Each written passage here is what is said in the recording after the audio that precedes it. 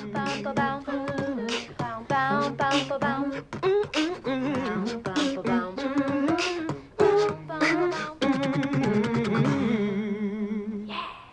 right, and we're back. Yep. Community Cast, episode 4. Yes. We're here. It's later this time. It feels different not recording like Early first thing in the morning. Yeah. This is an evening recording for you all. Yeah. What is this? It's Troy and Abed in the morning. At night. He at night. Stone's hard on the no. No, our Instagram clips, and if people are back from last week, will know that we break out into song. Yes. We did that quite a lot last week. We do. We like to have a lot of fun on here. Yeah. I forget that I'm being recorded and do voices. It's great. I'm going to take advantage of it. True. We do It's have a already lot. happened.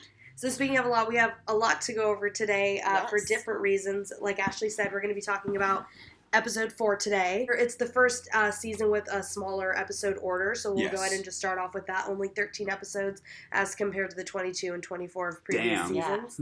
Like full half. Yeah, cuts basically in half. 44%. Exactly. It's literally slashed.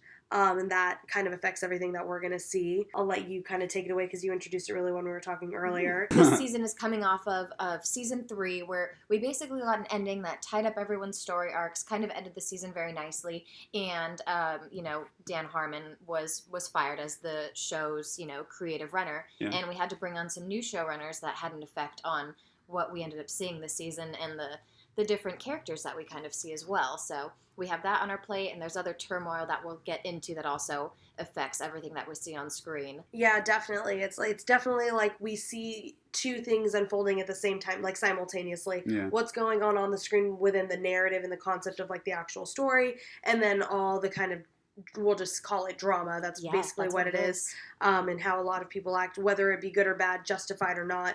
A lot of tension that actually just kind of came to a head during the season, and it had real repercussions on the show, just like we talked about last episode. So we'll just kind of jump into it because there is a good amount to talk about. So we'll start off with History 101. So Troy and Abed are back from summer. They announced it. Basically, it starts out with Abed in his happy place where he's imagining the group in an actual sitcom complete with laugh track and everything. Oh, yeah. And it basically turns out that Britta has been therapizing him and trying to help him deal with the fact that it's going to be their final year at Greendale. Year 4 in college. It's over. Exactly.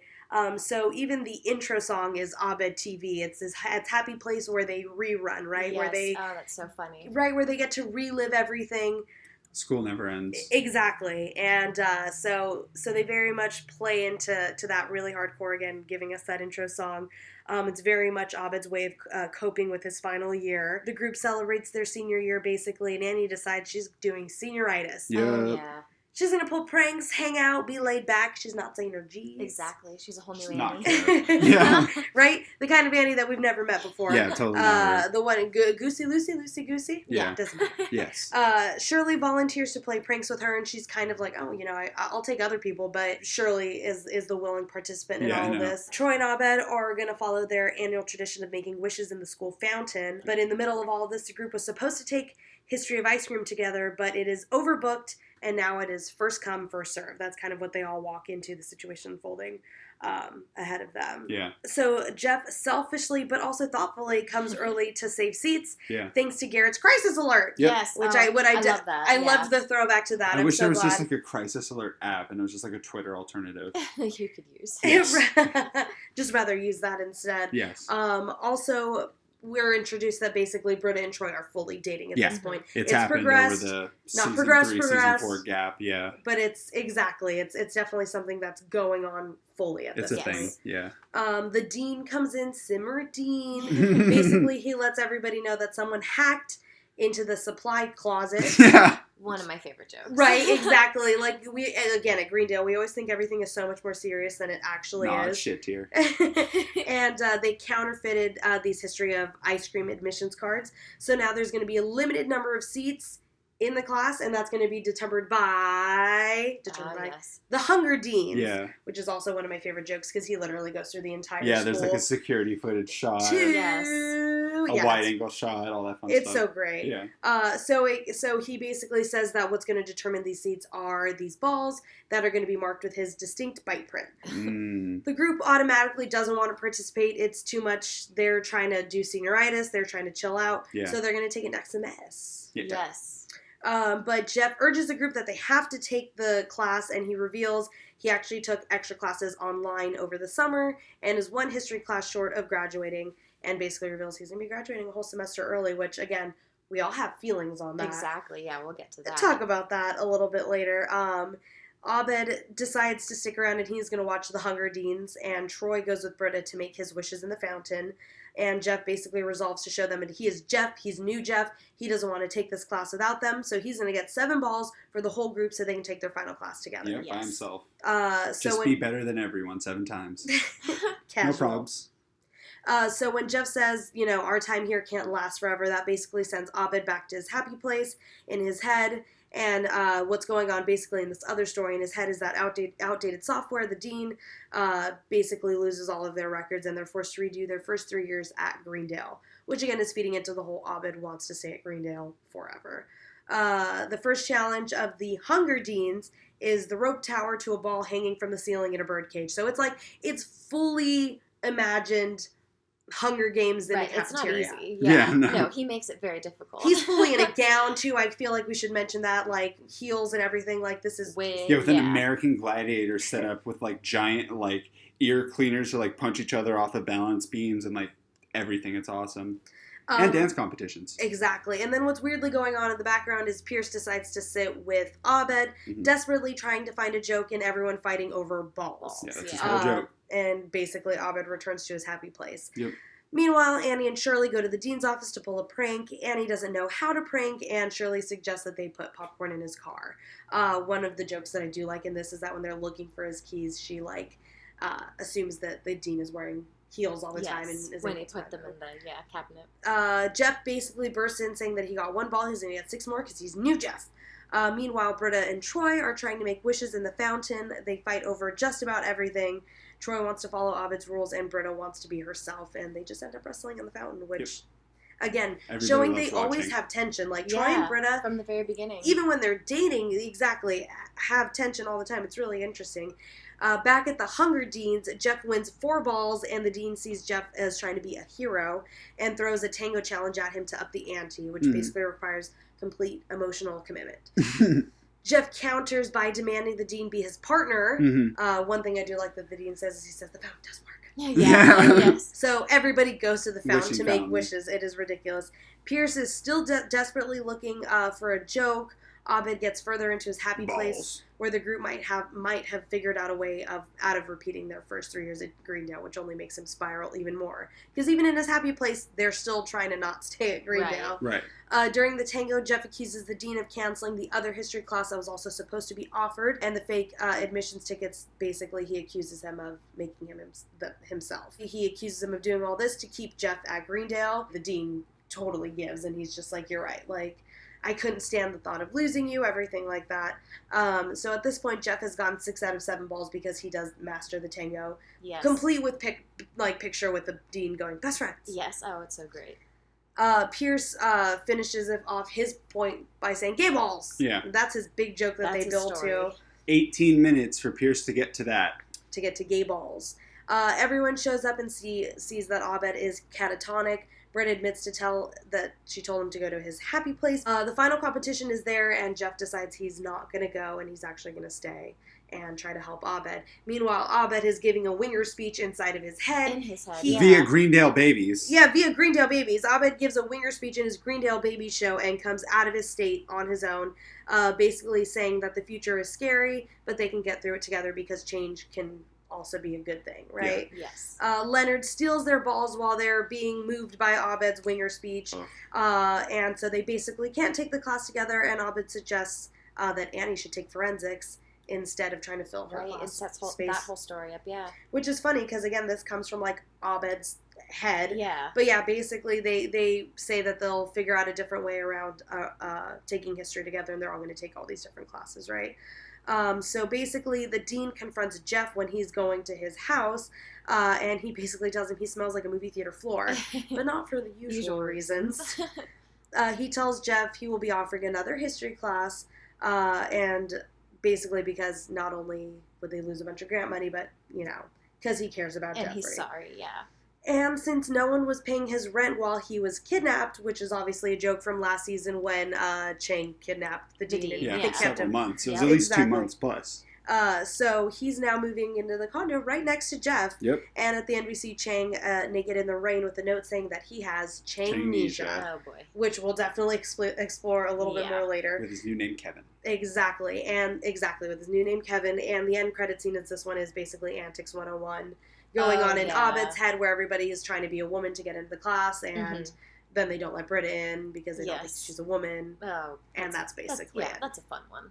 It's a fun one. It kind of has, no place in all the story, but it's fun to, visit it. Exactly. It's just a fun little glimpse into all that. Yeah, and I do think my favorite thing about this episode is probably the continuity from Season 3, and, the fact that, the dean's rent wouldn't have been paid if he was kidnapped, because who would have paid his rent for him? And that totally makes sense. They had to find a new place to live. Right, and I love that it happens to be right next to Jeffrey. Yes, of course. How do you incorporate the dean more? You make him Jeffrey's neighbor. Oh my god, and I love that they are including the dean more. That is one thing that happens in Season 4, or that I should say continues in Season 4, and I really love. Yeah. So there are definitely things that we love, and I want everybody to know as we go into it, we're definitely going to be more critical on this one, and it comes from a place of love because we do feel like we care about the show. We know these characters, and so with that being said, there's a ton of stuff we love, but I'm going to go Chris Cuomo on ya, and I'm going to say, let's get after it. Let's break this one down. This is CNN. Because we got some real shit to talk about. Yeah. So how do we feel about History 101? So a problem I have with it is it feels like it doesn't follow the continuity that Season 3 sets up in the bigger arcs. It's real fun that they do that little Dean thing with they didn't pay his rent. But Jeff is selfish over the summer and takes extra classes. Also, Jeff takes extra classes and Annie doesn't. Yeah. Also, Annie doesn't care in her senior year because she wants senioritis. It's like there's a lot of things where it feels like all of these characters who had really strong motivations all of a sudden just kind of said, fuck it. And just gave up on those for no reason. Yeah, the fact that the group doesn't want to do the Hunger Games is crazy to me. Are you kidding me? All of the crazy... They did paintball, and they don't want to do the Hunger Games? Yeah, they'd be so That's my thing is, Games. I thought they would be down for this. I was ready to see Annie start, shooting some bows and arrows. Yes. I was ready for Annie, outfits. Everyone. Thank you. We saw Annie throw herself on a table over Model UN, and you're telling me she doesn't want to fight over a history of ice cream class? Especially if they're all banding together to, try to help Jeff graduate early, because as they established in Season 3, they're a family. Yeah. They're going to do whatever it takes to help each other. But like you said, Jeff's selfishness is also back. So it's where did that come from? You could have just been honest with them. Where did all of this growth go? We'd spent so much time over the first 3 seasons investing in these character arcs of, Annie making peace with the fact that, she's growing up and Jeff also having to address that. Yeah. And him basically, you told me, we were talking about it earlier, he respects her. And, they kind of put, they closed that chapter on that. Why do they, open it all up with, now Annie is, she's reckless and she doesn't care about things. Yeah. And it's that's not the Annie that we know. The Annie that we know when we close that chapter on is driven. She cares about things. She's motivated. Yeah. Now, all of a sudden, in the last year, she just wants to throw that all away. Exactly. Her senior year, which is right before you go off and you start your career and become the person that you want to be. You're saying this is the year that Annie cares the least, or is trying to care the least. Yeah, I'm trying not to do it. She started a Model UN competition over no, this was my idea. Yeah, and then she's not going to. From me. And my last year, I'm just going to say fuck it. Yeah, that's not her. Exactly, and then now, like you said, Jeff's selfishness, we went so hard to say that they're a family, that he's willing to sacrifice, that he's willing to do all of these things. And it shows that Jeff is willing to give. Jeff is willing to be less selfish for these people. Now all of a sudden he's in a rush to get back to this life that he doesn't live anymore. Yes. Exactly. He already kills off that relationship with his old partner, right? Yep. And ends all of that. It's why is he in such a rush to now get back to this lawyer life that he doesn't really even want. He's rejected Alan on 2 occasions in the Season 3 finale, and then when he went to the party and saw how everyone's being manipulated in his old life, he's at multiple points he said, you know what, I don't want to do that. And to rush back specifically to that just seems completely out of character. And I feel like even if he wanted to graduate early, and that's his motivation, like Shirley was like, if you want to worry about your career, I'll give up my business. He could have just fucking been honest with the people. Yep, he could have been honest with us because they're that close. That was the point of that season. So if he says like, if he was dishonest, but then ultimately was like, I want you guys to help me with it, that's one thing. But like, I don't get why he lied to everyone. Exactly. Yeah. Also, I don't get where all this motivation came from, where he's like, took extra classes to finish early. He doesn't want to put in any effort. Why would he take classes over the summer when he doesn't, you know, and take extra classes? Why not do it all together? And they had to retake biology over the summer. Is that what you were just going to say? Yes. Yeah. He screamed as if someone died in that episode. That was exactly what I was going to say. I was like, exactly, my summer! And now all of a sudden he's like, oh, I took extra classes over the summer. I'm graduating extra a semester classes, plural. He didn't even want to retake one class, and now he's taking classes. He took a semester's worth of classes just to get back to a job that we've already established that he doesn't want. Yeah. So any character growth and like arcs that we've seen come to a completion are basically gone, and they don't even do it in a way that makes sense. It's just like these characters are all waking up and we're like this. Even Abed's TV things feels like a so glad you said that. Yes. Like it's just like really we're supposed to believe that this is like we know Abed has a show of all of his friends, but it's not this much of a sitcom in his head. Abed's aware that sitcoms have tropes. The show and they're not Abed funny. watches is Community. Thank you so much. Thank you. Yes. Abed sees what we see, and like I know it's not like he has a first, but he's basically what he sees is like how he imagines his world, and that's how he views it. Yeah. And he uses that narrative to explain it because he understands he's like in that story. In this one, it's like so simple. It's like dumb. And I feel literally that's what I said. Right. I said it feels so literal. It feels so easy. It feels like they think that the audience is dumb and they need to have this spelled out for them. Look at how Abed deals with the world. Exactly. And it's like Abed, like we all said, like Abed is aware of his place in this show in his head, you know? Not so much that he needs to make a second one to escape that reality. Exactly, because we see in the end of season 3 that he's like, okay, I need to confront reality. Why would season 4 start with him retreating back into all of that? That's literally we're really doing him a disservice by doing that, and it makes him really sad and not as smart and in tune as he like actually is. Like the quick-witted, like, you know, really funny, like hypercritical, sometimes fearless, mean Abed. So true. He's just like this, like he's just like a character now. Yeah, a caricature. Yeah, there you go. But like, and then I think it's tone deaf to have like, oh, we're doing this weird like sitcom version of Community, and then honestly, the end result of the first episode is like a weird sitcom version of Community, and it's just like it's just gimmicky. Yeah, exactly. Yeah. It's gimmicky, and then it's like that gimmickiness kind of like taints the non-gimmicky part of the episode. Yeah. And like the Greendale babies thing, like the fact that he has to like escape that, like basically like reality is inevitable, and the fact that he needs to escape into like a childhood sub-reality is super weak to me. Like I feel like it could have happened in his like TV show. Like his TV show could have like stopped being like, oh yeah, laugh track, Fred Willard being dumb stuff, and they actually could have had a conversation in that medium and had a really good moment in a classic sitcom. Yeah. Because you can have it. Like, that's before true. Bill Cosby turned into a monster disclaimer, the Cosby Show was filled with really emotional moments and charged moments in the family, and I feel like they could have had a moment like that. Community is about a love, a love of television, of media, of references. It, like, doesn't just reference, it, like, homages and adores whatever it is doing because it's what the creators in a really love. Respectful way, exactly. Too.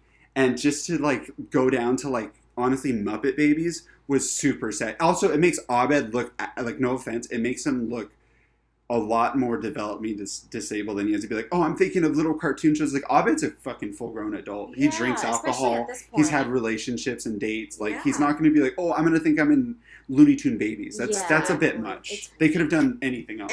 And we've talked about it. And again, I want to touch on it. It's like, how would why is the group suddenly away from antics? They don't want to participate in the Hunger Games. And then it's like, we all talked about it before, kind of like the structure of it makes no sense. It's like, okay, fine, then maybe have Jeff, reveal this later and they come together, or they initially go in the game together, and then when they find out you betrayed us and you're going to be graduating early, and then they ditch him and then he does it to prove that he's different. Exactly. Yeah. He gives a winger speech, brings them all back together. They're like, okay, we're going to help you graduate early, and we're going to try to graduate early with you too, or something. Exactly. Like my thing was like this whole thing could have been set up of like we took all of our classes together over the summer so we could all graduate early, because it's awkward that Jeff graduates early and then stops hanging out with everybody and then like they graduate, and then they don't hang out. Which we'll touch base on in our in the future. But it's just yeah. weird, the whole graduation thing, because it feels needless that like only he graduates early. Yeah.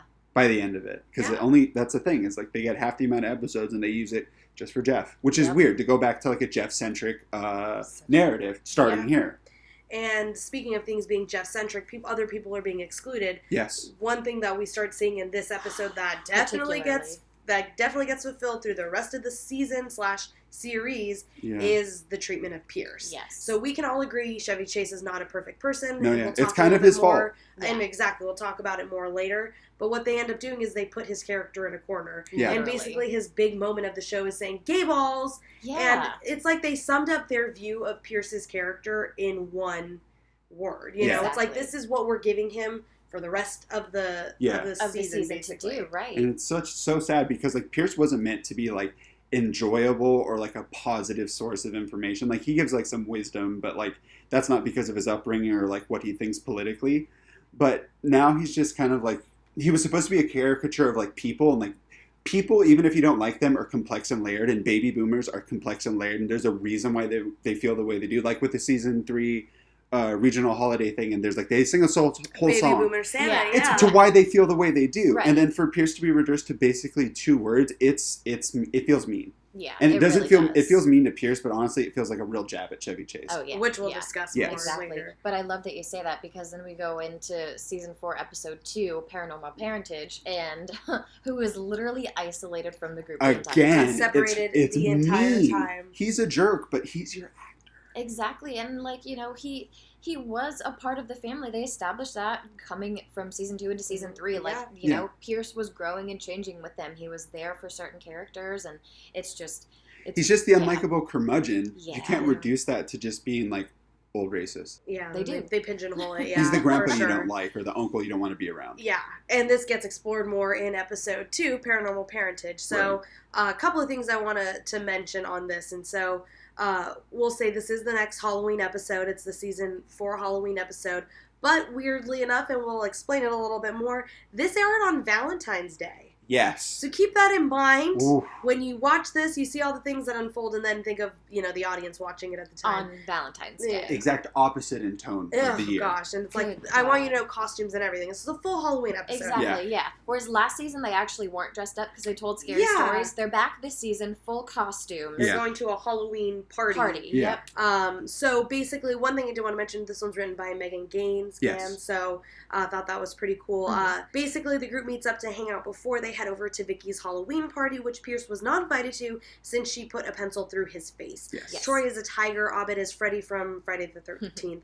Britta is a ham, as unsexy as ever. No, he's from Nightmare on Elm Street. Nightmare on Elm Street. Sorry, I don't. Jason's from Friday the 13th. There you go. Don't watch a lot of those horror movies, as you can obviously tell. Shirley is Princess Leia. Jeff is a boxer. Annie was supposed to be his ring girl, but got very confused.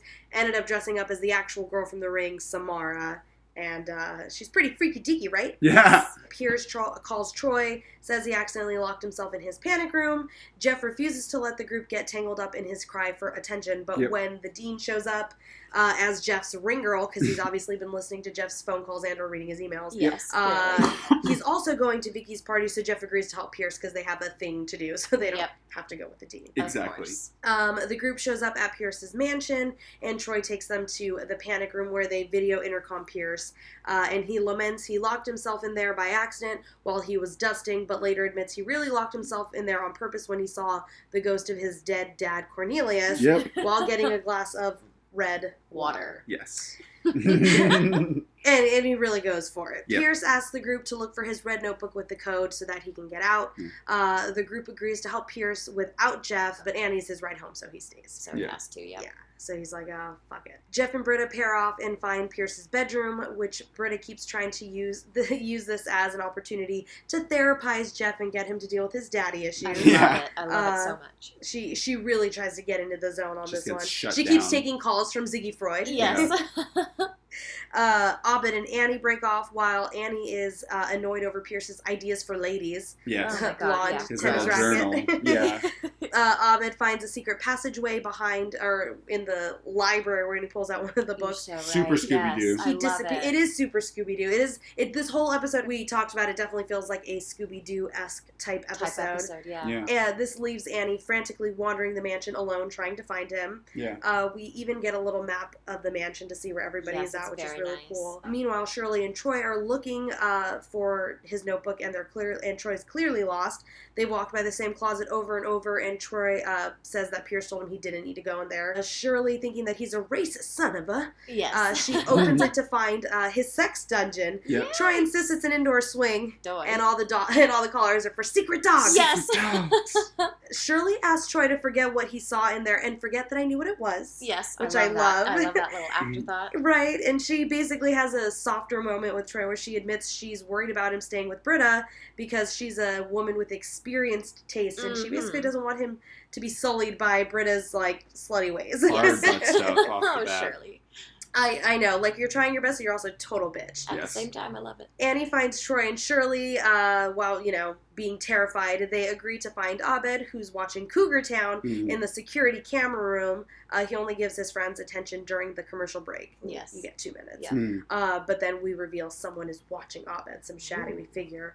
Meanwhile, Jeff tries to convince Britta he doesn't give a crap about his dad, and he admits that he's had his dad's phone number for weeks and hasn't called him. Yeah. Which is a huge deal. thing. Big deal. Especially to reveal to Britta. Yeah. And then that's the last person you want to tell that to. Oh my god, right? So this is what the zone feels like. Intellect. This. Yeah, that's who you want to tell your deepest, darkest secrets to. What's funny is I feel like you could have said that to, like, Shirley. Yeah.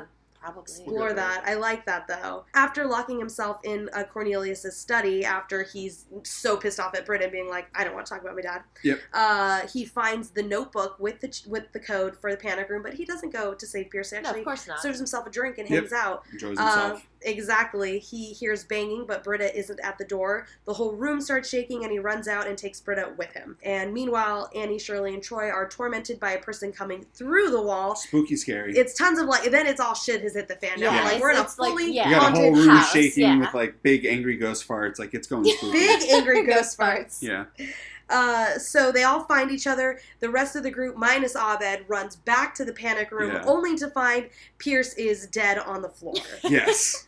Shirley says, that means we're next and I care about us. Again, Shirley's the most savage. Jeff enters the code. They dash inside only to find Pierce's basically set up the entire haunted house to get back at them for going to Vicky's party without him. Yep. Abed shows up with the late report and shows a tape to basically show all of Pierce's the Scooby-Doo montage explaining all of the things that he did to make his whole in a Scooby-Doo episode usually work, you get like all these like third person perspectives of like the person doing it from the other side doing like, oh, this is me doing it. Right. So you get to see it via Abed, of course. So Obviously. True. He said a good montage takes time. Yep.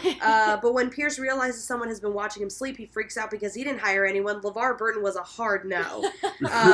Also, so then when he realizes that someone's been watching him, he locks himself inside. Yep. And he basically said, ghosts can't go through doors, they're not fire. Yeah. Suddenly someone enters the code from the outside of the room. Turns out it's Gilbert, who we met doesn't Troy say, sorry, doesn't someone starts entering the code, and doesn't Troy say, I hope it's one of us? Yeah. He Even does. though they're all in the room, it can't possibly be them. But Troy, I do too. I hope that too.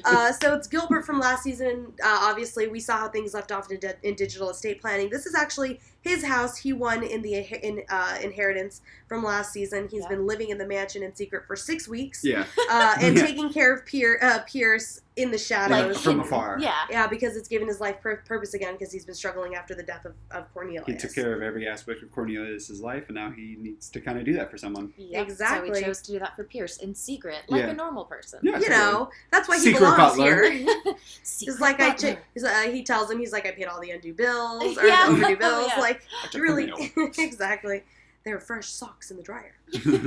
Pierce invites Gilbert to stay as his roommate. They hug it out. Pierce agrees to stay with Gilbert because he needs me and doesn't go to Vicky's party, and the whole rest of the group goes. That's a sweet moment, actually. It is, exactly. Britta and Troy agree to watch... Britta and Troy agree to see if they can have time to watch Inspector Spacetime together. Yep, She's tired of untying winger knots all night. You love it. So I do like that as much as they show that like there's obviously chemistry going on between Britta and Jeff, she's in a relationship with Troy. And so she just is wants... very much dedicated to that. Exactly. Yeah, she seems she exhausted with She's Jeff. like, you're always talking about Inspector Space Time. Like, let's go home and like watch it, right? Let's do it. Jeff decides to skip the party and instead finally give his dad a call. Mm-hmm. And at the end credits scene, we see the group going through Pierce's secret passageway. So it's Troy, Abed, and they're basically going through that passageway. Oh yeah, the bookcase. The bookcase, Then Pierce comes out and say, "Who's in here?" And then Troy and Abed come out, and they're the tall person. And then Troy goes, "Did it work? Are you tall?" It's so good. I love that favorite. one. I love that one. Yeah, that is a Scooby Doo episode. Yeah. Yep. So it's fun, and there are some elements that we like, but like one thing I did like that Stone said, just to kind of dive right in, Jeff tells this deep secret to Britta, and I like that it's always Britta. Britta's always the one who's there for him, but it becomes, again, the Jeff Britta show, and it's like, how would it have been if he maybe had these conversations like with Shirley, right? Because that intrinsically involves Britta in a future storyline. Like, because of this, she's in another episode where it's kind of like, why is Britta there? Yeah, that's true. That's a great point. She's not really doing anything, so it's kind of just awkward why she's like, forced to be there with him. Yeah, and why they make it a point to have her know that information. Yeah. And she doesn't do much with it. That's the thing, too. It's just, she does something kind of weird and dumb, kind of a Britta situation, but like, we'll get to that episode. But yeah, I wasn't hot about that. So one thing that's obvious off the bat is Pierce is separate from the group. He's completely separate. Tension is palpable, right? Like they're writing these stories where the groups are completely separate. So that's obvious off the bat. The group where Chevy is separate. Yeah. Chevy/Pierce. They're the same person because I can't even tell when he's acting now. I like that they have Jeff. They continue that arc with his dad from the previous season, so I do enjoy that the writers are trying to keep that going. Mm-hmm. It ends up going places that we're not sure about, but I like his hesitance at first, but not really, because he tries to play it off like very nonchalant, very Jeff Winger-like when he tells Britta, but you can also see that he obviously cares because at the end of the episode he's making that call. He's reaching out. So it's like there's also, a lot Britta of stuff being stirred outsmarting up. Jeff. Yeah, but then also like you have that lack of growth from the episode before this one, where he's still very selfish, wants to go back to his old luring ways for some reason, and then this one he's reaching out and calling his dad. Yeah, that's like an inconsistent with how season 3 ended. Again, he was looking up his dad, and he seems like, well, again, because season 3 was, they thought that was the end. Like, okay, I'm gonna confront this, and then only for it to be like, it was all summer, and then a couple weeks, and I could contact my dad. And he decided to. It feels really quick because I feel like Jeff wouldn't make that decision so quickly. I feel like he would spend the whole season, and eventually the entire group would find out, and it would be a whole group thing. Like they would all be involved in Jeff meeting his dad, especially because they are a family. Maybe they would. I mean, if they had more episodes, maybe they would like try to find Jeff's dad. I would have loved to see a study group holding because they would have loved Jeff's dad. Oh my god! But like, Jeff, I know he seems like that, but he's a good guy. Da da da. And then Jeff would have been exactly. Pierce and his dad getting along. Oh my god. That's the thing. Pierce would actually probably hate Jeff's dad, if I'm being honest. And then he'll feel like, I'm Jeff's father figure. I would love to see Pierce do what Jeff did to his dad. That would be, that's... Exactly. But, damn. It's... So many feelings. It's just the deflated side. One thing I don't like about this episode is like Annie goes to this point where she goes, I hate reference humor, dressed up as Samara in a show that's like kind of not like we say built around, but reference humor and homages are a huge part of it. And then just to say like, I hate it, it's just kind of like this weird thing because it's like, well, that sucks because your show is totally like built around that. Reference humor. And then they don't do a lot with it. I was just going to say that. Yeah, she ends up on her own and then she doesn't do anything. Yeah, what's that like whole story? She doesn't do anything. It's just, she gets scared. I was about to say it literally just contributes to the spooky scaries. I hate reference. She's a joke.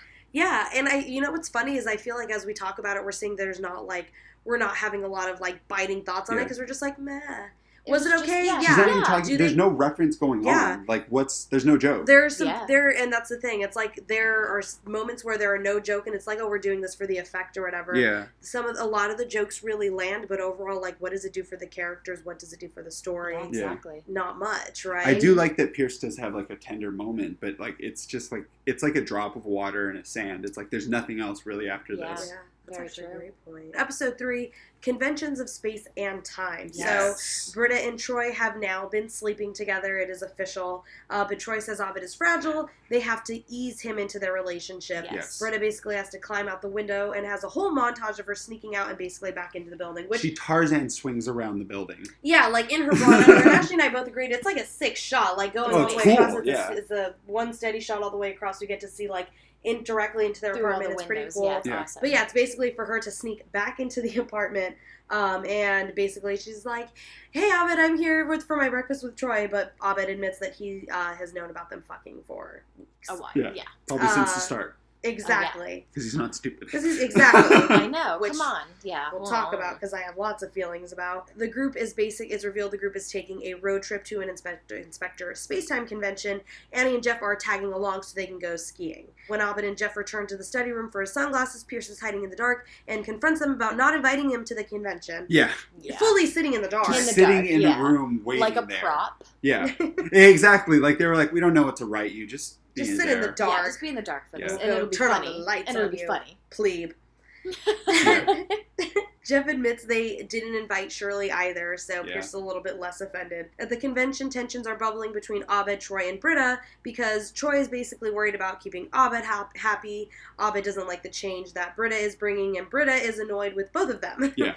Abed tells Troy that he's been so busy having sex that he's had time to make a new friend online who's the biggest Inspector Spacetime fan. His name is Toby. He's awkward and overly obsessed, and Abed and him click. Yeah. Instantly. He's like the worst part of Abed, but a whole person. And fully realized, and Troy is threatened. Yes.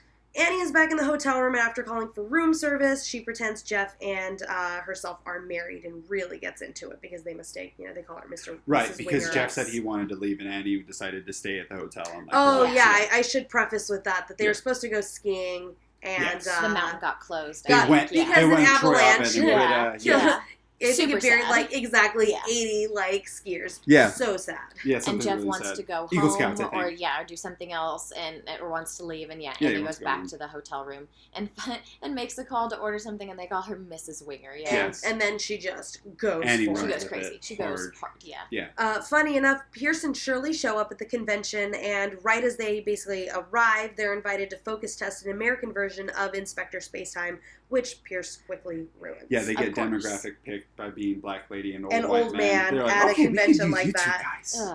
Britta convinces Troy that Toby's trying to steal his boyfriend. Yeah, I love that Britta is like a spectator to their actual relationship of this whole episode. And she's actually very supportive of it. And that's really what she's like, hey, you're not crazy. This guy really is trying to swoop up and take your man. Exactly. You need to step in. I'm my boyfriend's girlfriend. Jeff is approached by a hot Inspector Spacetime fan, and he basically goes along with pretending he's the actor who plays the villain Thoraxis. Yes. And what is it, Nigel? Nigel like Thornburg. Yeah. Nard. Exactly. Meanwhile, Troy goes full psycho at the panel. Yes. That he was not invited to. Yeah. Toby only got tickets for himself and Abed. Yeah. And meanwhile, Annie also goes full crazy when a bellboy at the hotel shows Jeff flirting with another woman because she just went off the deep end and was telling him about her whole life, and he's like, you were just so nice, so I had to tell you. Right, this whole fake life where she's married with Jeff. Jeff. Yeah, they've got their careers and everything. And they're just sleeping in separate rooms because the double careers is really taking a toll on their relationship. It's ridiculous how far she goes. So backwards with Annie so character-wise. So she has to go hard for the bit in front of this guy that she's just sold everything to. Thank you. And she literally doesn't. She goes, I'm sick of it, Jeff. Nigel Winger, and throws the drink in his face. The chick that Jeff was with throws the drink in his face. The Spacetime fan, It's all ridiculous. Yes. Jeff storms off. Yeah, what does he say? Like, I hope to God I wake up in the middle of a final. Of a class I didn't sign up for. Yeah. Abed figures out that Toby has been lying to him the whole time to make him his best friend. Basically manipulated him to make it so that he abandoned Troy to be best friends, because what does he call them? He says neurotypicals. Neurotypicals yeah, you're right. Always end up having to get tied up in relationships and everything. Since they're special, all normal people eventually move on and they should be friends. When Abed resists, Toby locks him in a phone booth. Troy shows up and saves Abed, and they agree to take their special glue-on photo together. Yes, they do. So it's really nice because I appreciate in that moment, that's when Abed says, in all the years that I've been locked and stuff, for once I really knew someone was going to come again. Yeah. Yes. Oh. It's actually I really love sweet. that one, yeah. Mm-hmm. Meanwhile, Jeff confronts Annie about playing marriage. Annie apologizes, says that she's imagined marrying Jeff and Troy and Zac Efron a bunch of other times in her head. Yeah. And she also apologizes because she felt ditched and Jeff apologizes for being too cold, buys her an apple tea. Yeah. Yes. In the end credits, Luke Perry, which I will say R.I.P. Yep. I had the pleasure of meeting him myself, and he's just a fantastic dude.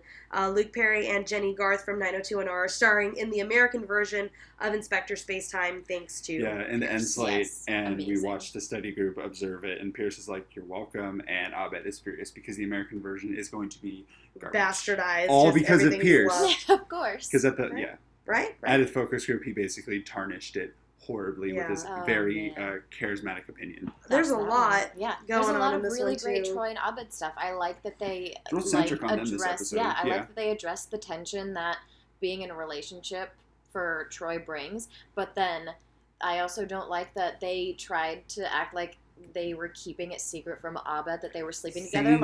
Like Troy wouldn't tell that to Abed. The whole point of season 3, like, Abed was there helping Troy and Britta move Troy into like his new room so that Troy could probably start a relationship with Britta. You're telling me that Abed doesn't know? Too. And Abed doesn't know, like, or they think that Abed doesn't know. It's like Abed was the one that figured out Jeff and Britta were fucking. Yeah, from bits and pieces. And no offense, but Troy and Britta think you can outsmart Abed? You need to check yourself. You need to check yourself so you don't wreck yourself. I said, this really bothers me because they're totally infantilizing Abed. Yeah, he's an adult. They're taking precautions that he never, like, expressed issues with. Like, Abed isn't dumb. He has a developmental disorder. We get that. But it's mostly a social disorder, the way that he's awkward and doesn't always understand empathy, things like that. Exactly. But he's very aware of the world around him and the part that sex plays in that world. Yeah. Right. He has social issues. He doesn't need to be sheltered. And like we've talked about before, even back in season 1, Abed's always in control of the situations that he's in. Like, he's the mastermind sometimes. Like,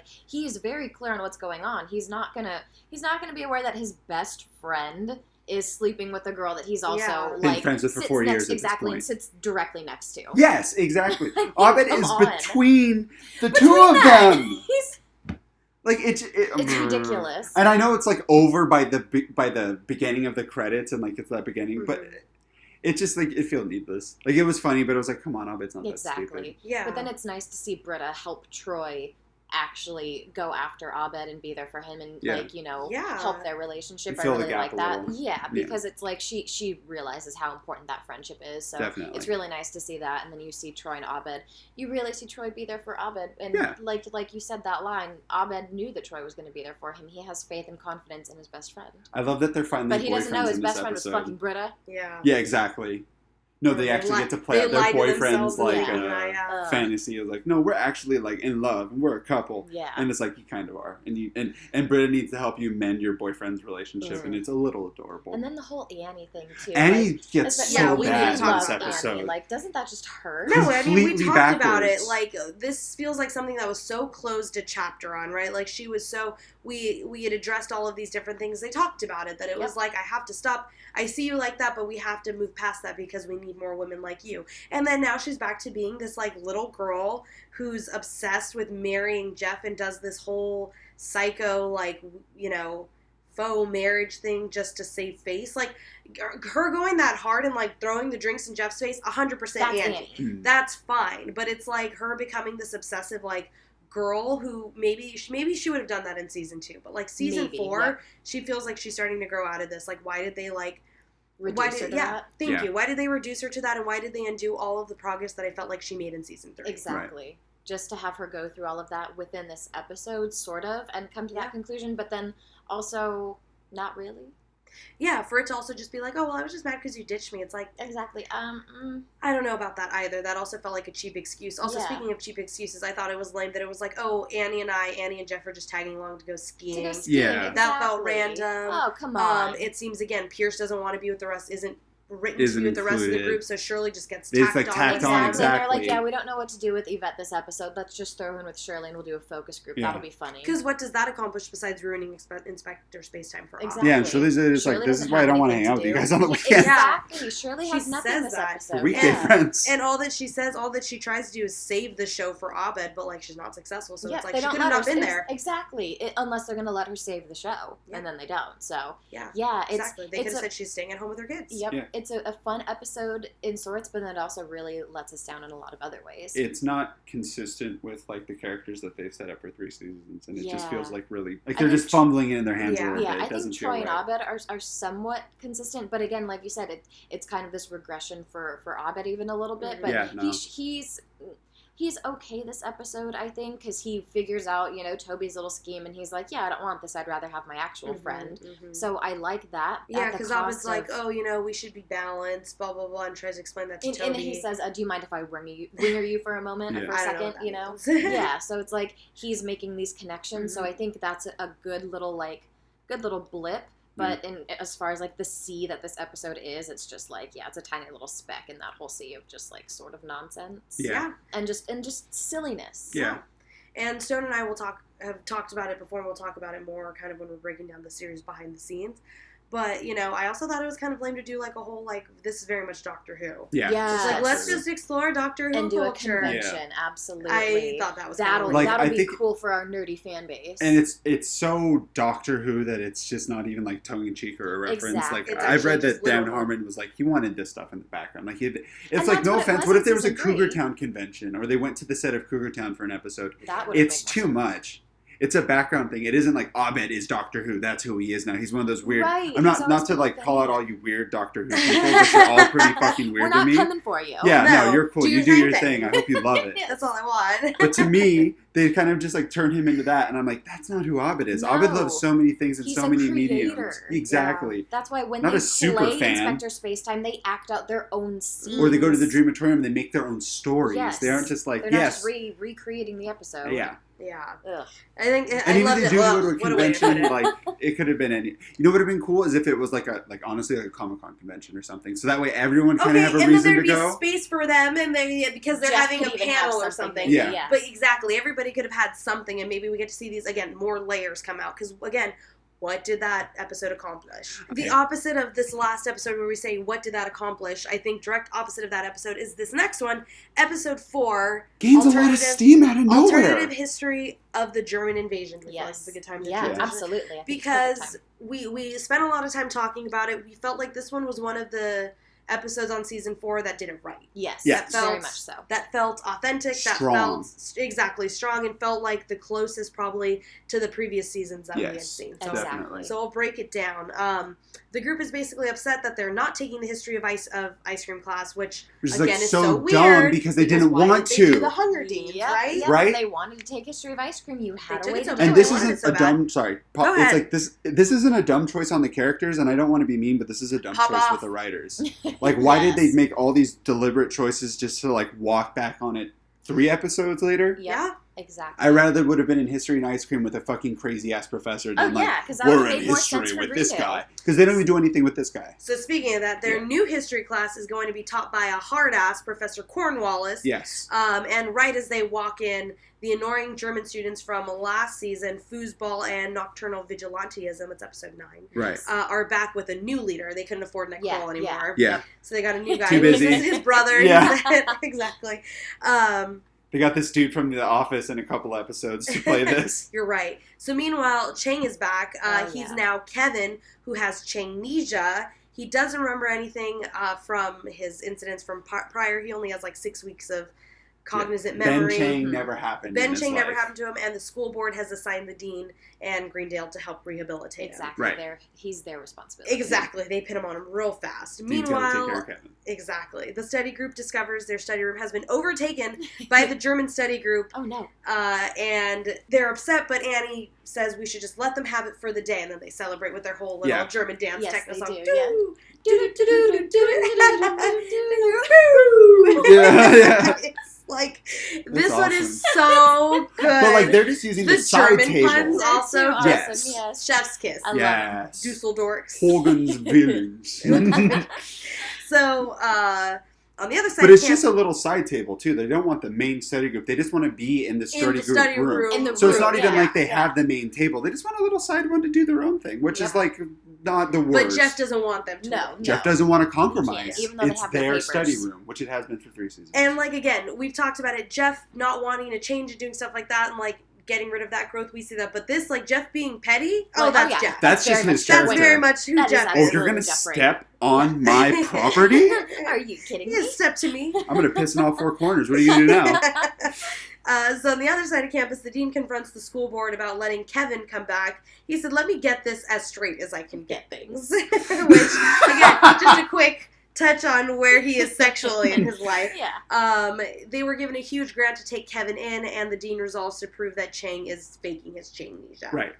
The next day, the German study group has yet again taken their study room, only this time they signed it out with the office, and the group is removed by security because they actually did the right thing. And now they get the full room. Exactly. They reserved it. Like how most community college study rooms actually work, since we've all been to it. You have to sign it out ahead of time. You don't just get it. Exactly. And due to this, Annie says, this means war. Yes. The war with the Germans. Germans. Exactly. Oh, wow, that sounds familiar. Yeah. They show up the next morning early as ever, and they're beat again by the Germans and forced to study in a small, gross supply closet turned study room. Yeah. Yes. And on the first day, Pierce is electrocuted by the fucking bulb, huge The fluorescent. the single like fluorescent. It looks like one of those lamps they grow weed with in the garage. It's just, and it's like hanging by one chain. It's top tier. It's exactly Greendale at its best. It's very, very Greendale. Yeah. They're foiled 2 more days in a row, and the last straw is all of their chairs collapsing underneath them. Yeah, I love that. Abed is my favorite because he's the last one to go down, and he puts his arms out, he closes his eyes, he's ready for it. Yeah.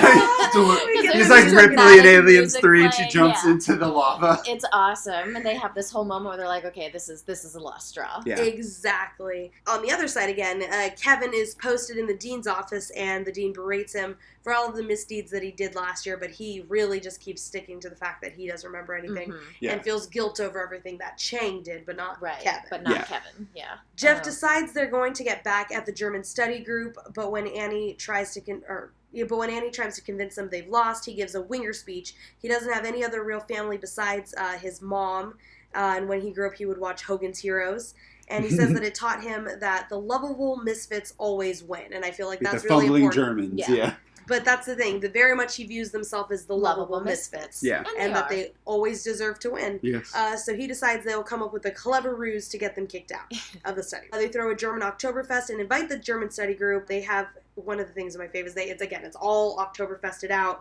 One of the German students goes, "Oh, they have nearly 99 left balloons." Yes. Like, the German puns are just out of hilarious, this world. They basically lure them in, pretend that they are foiled, only to take a picture of them celebrating their German culture, which is a big fat well-established no. Greendale rules. You can't celebrate your own culture. You can celebrate other cultures, but the dean keeps an index of nationalities and religions to prevent nationalism racism and nationalism. So basically, they're banned from all campus amenities, including the study rooms, which is Jeff's ultimate plan. Exactly. Funny enough, they feel like they've won, and when they arrive to their study room to celebrate, the whole school has rioted against them for getting study group. Yeah. Exactly, they were protesting because they got carried away with that room like they always do. Yeah, Todd's back. Yeah. Everybody. When they come into the protest, Britta's like, "Oh, cool, what are we protesting?" And Vicky's like, "You guys." Like, Britta's like, "Hype, a protest day, let's go." She's so stoked. Yeah. And then that's the thing. Vicky's there. Yep. Garrett's there. Yeah, Todd's there. Leonard's there. Leonard's there. Everybody's there. And again, we start to think, but we're like, oh, they've pissed everybody off this series. Side note, one isn't there, and it's Starburns, and it's because for season 4, Starburns actually left as executive producer. You're so right. he didn't act. So we don't actually see any Starburns this season. Ooh. That's one person that isn't there. That's why I'm just thinking of all the side characters. Well, because season 3 he gets killed off. That's true too. Yeah, he's technically killed dead. off. Yeah. Right. But that scene where they're protesting the study group is one of the best. I feel like even of the series, because then they give a whole perspective on what this group looks like from the outside looking in. I love it so much. So basically, they reference the bottle episode. Garrett tries to get into the classroom, but Todd tells him they lost a pen. And you actually see a clip of them behind the tables in their underpants when they're doing that strip search. Yeah. But Garrett reserved it. Exactly, he signed it out, but they kept lost it. a pen, says Todd. Another time they knocked Dungeons & Dragons. Can you come back? We're playing Dungeons & Dragons. Yes, I love that one. And that's it. Garrett had a final on that last one. Yep. And then lastly, which is one of my favorite ones, is one we didn't a fictional one. Come back later. I'm trying to prove a point. And Jeff is in full like ice Blades skating. of Glory. Yeah, like a red glittery outfit. He's got fake eyelashes on, but they have this like blue glitter shadow looking base. It's fabulous. Incredible. Yeah. Very and he's trying to prove a point in that outfit. Yes. We'll never know what point. I'm really upset about that. Yeah. Right? I wish that was one of the episodes we got. Yep. So basically, they see the error in their ways, and they're kind of forced to deal with it. Yeah. Meanwhile, they're the Nazis. Yeah. Exactly. That's the thing. They can't deal with the fact that they're actually the Nazis. And they saw themselves as, like you said, the lovable misfits. Yep. Exactly. Yep. So the dean basically bails Kevin out of jail. Kevin puts himself in jail to fess up for his crimes that Chang did. Mm-hmm. So the dean decides to bail him out and decides that he's gonna nurse him back to health in his full-on nurse costume, because he believes that he's not making up Changnesia anymore, because Chang would not have ever turned himself in for his crimes. So he says he's going to help him out. So as much as the group thinks that they're trying to make peace with the fact that they're shitty, they're sitting in the cafeteria.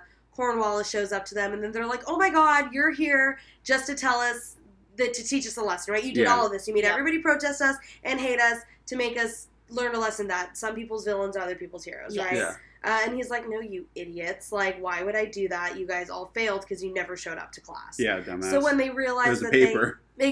So when they realize that they actually are the assholes and the popular clique or whatever, they actually do their best to share what is so special about Greendale with themselves, with the rest of the school. They start fixing up the school. They clean up the study room that they were originally in that was shitty and falling apart and smelly and everything. And they kind of do some right by the rest of the school, and eventually they get their study room back. Just a little bit better. Yeah. Because they appreciate and give back, because they've taken so much. Honestly, they've had the study room kind of uncontested for 3 years, which is in reality is unheard of. Yeah, actually, when you think about it. And I really like that they have the whole like mirrored thing with the narrative about the essay, where it's like they have to see what a story would be like from the loser's perspective, and they see themselves as the losers, and they actually have to be confronted with the actual loser side characters who are like, no, this is what the actual loser's perspective is like, is how you treat us. And obviously that's an intentional, but it actually speaks to how this is a really well written episode. Yeah, exactly. And out of nowhere, honestly. Right? Yeah. Because even the end credit scene is really funny. So basically this one ties up with a nod at the end with Abed, which I guess I should have mentioned throughout this episode, knows one of the German guys from one of his online games, Carl. Yeah, he was from the foosball episode. And they have some connection. Yes. And they interview him at the end on Troy and Abed's podcast. Yes, they do. And that's basically how that one ends up. So let's break it down. Obviously, like Stone said, this is a really, really well constructed episode. Definitely an outstanding one for the season. It feels honest. It feels authentic. It's like, the group would do this crazy ruse to try to get them kicked out, right? This seems believable for them, for you know? It feels really meta everyone too. Going hard for this. Exactly. Jeff exactly being like the golden-throated leader, telling all of them, this is important, we're a family fights for what they believe in, aren't you guys going to follow me? And they're just Brady like, gets to use her default argument. Her default reference is like, you're Hitler. So true. This is what we get for following Hitler. Exactly. It's a really good one. But then, and then Pierce is, the thing is it feels old school, because then Pierce is jealous that everyone admires Jeff, even though they're admiring Jeff for being Hitler, which is an older trope. Because Pierce is like, I want to be Jeff. I want to sit in Jeff's seat. I want everyone to admire me like they admire Jeff, which is another old beat that kind of like just comes up out of nowhere, and then it's like gone again in a flash. But it's this like a really cool like old section essence is there. Exactly. That's a great point. But only in this singular episode. Funny enough, this is written by a dude who writes only this episode. Yeah. It's not Megan Gans, anyone who's like that. It's just this one dude, and he wrote this one, only this one, and that's it. Only for season 4 too. Not really interesting, so because good. It feels so authentic to the previous season. And it feels to the so characters, heartfelt. like this feels just like the Todd episode, where it's like the study group is so selfish, doesn't realize what they're doing to other people around them. Yeah. But then they actually make it a point to learn from their mistakes in this one, instead of just talking shit on Todd at the end of it. Yeah, so one thing we talked about in the previous episodes, we're like, what was the point? What was the point of this? Exactly. There was real growth for everybody in this Definitely. episode. And we get another perspective again. Like, I feel like what's so important in like these episodes, especially when they're shorter season runs now, or shorter episode runs, I should say, you have less time to tell the story. So, like, add layers to your characters. Give us more story. Give us more things that, like, matter about them. We care about them so much. Like, add to their lore, you know? And I feel like this gives us that because now, like you said, like, watching Garrett look in on the fucking pen episode made me cry the first time I watched it because I was like, oh, shit, I don't think I've ever seen a show do that, you know, before. And again, it just adds layers to their character, to their story, and it makes them like have growth. Yeah.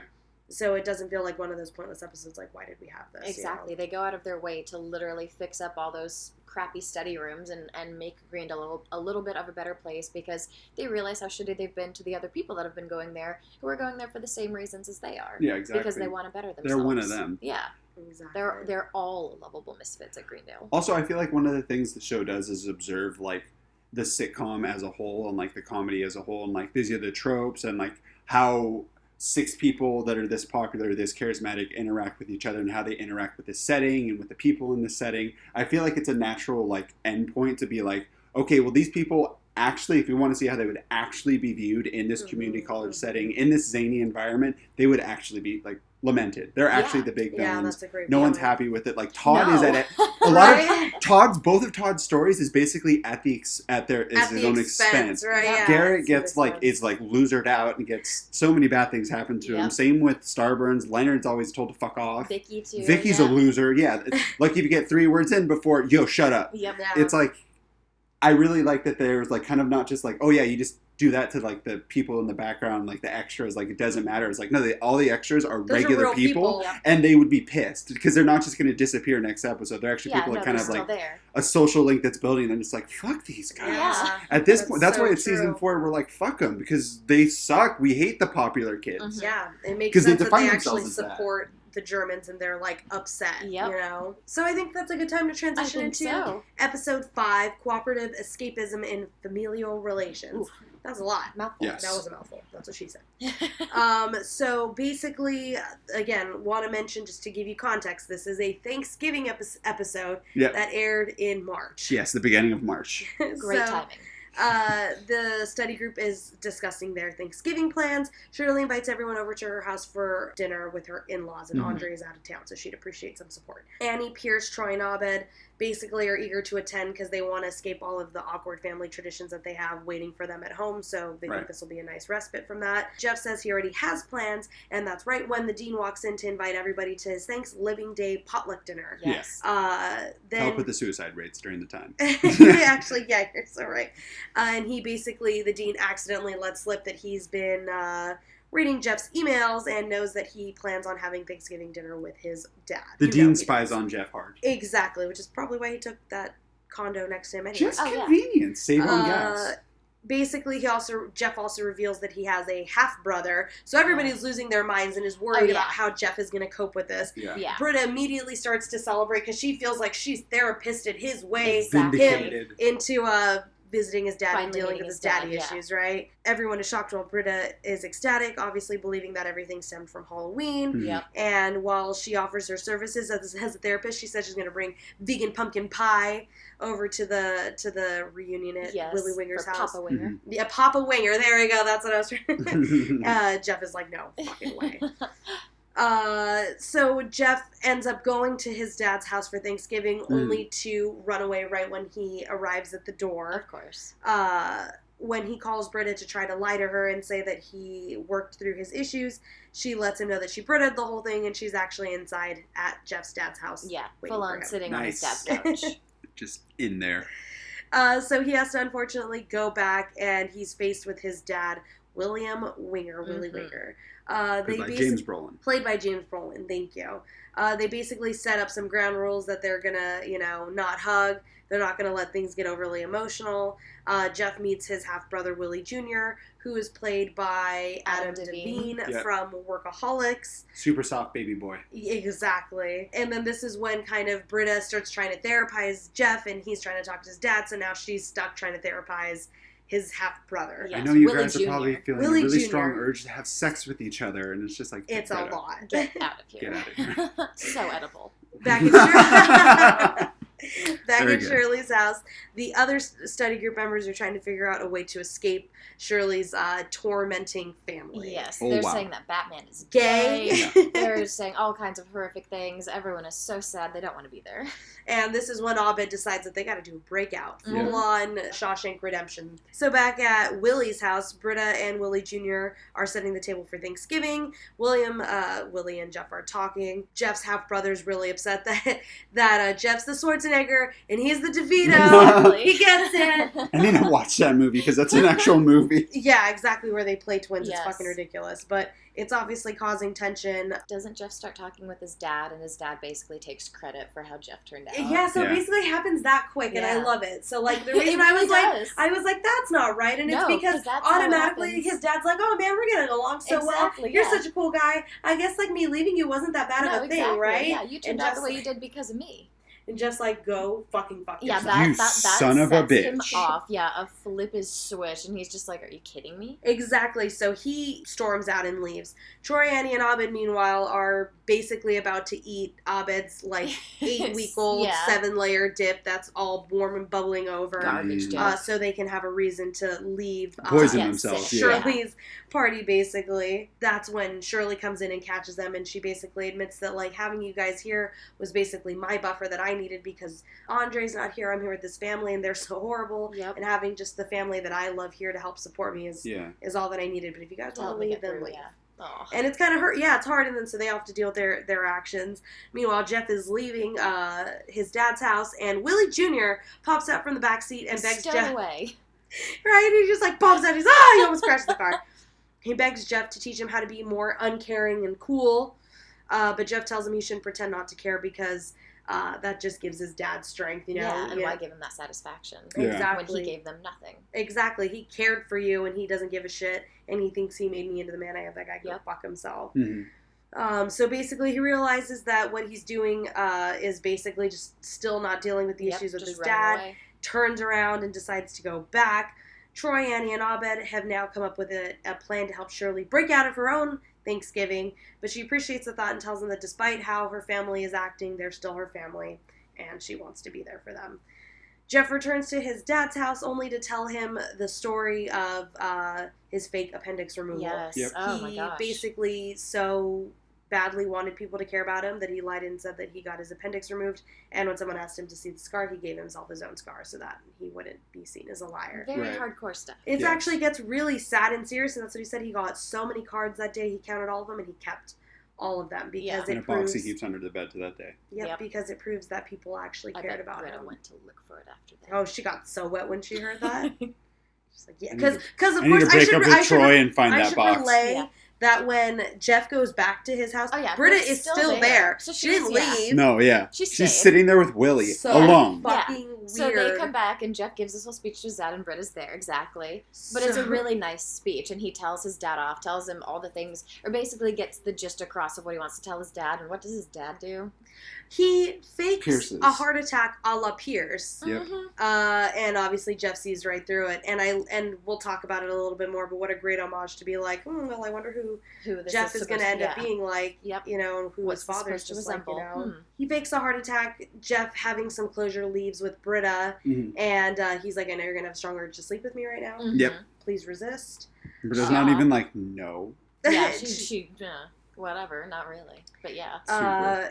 But then he really does sincerely thank her for her help, because if it wasn't for her, he wouldn't have had to go back and deal with his issues. Meanwhile, Willie Jr. then shows up, thanks Jeff too, comes in through like the car window Yes, and hugs him exactly. and Yeah. everything. Come here, brother. And basically later on, sometime later at school, the whole group returns back, and Jeff has set up a Thanksgiving celebration to basically celebrate with the family that he chooses, because everybody had a really dark Thanksgiving, and so he felt like bringing everybody together and to celebrate what they're really grateful for. Exactly, is what and with the Thanksgiving family that they choose. is about.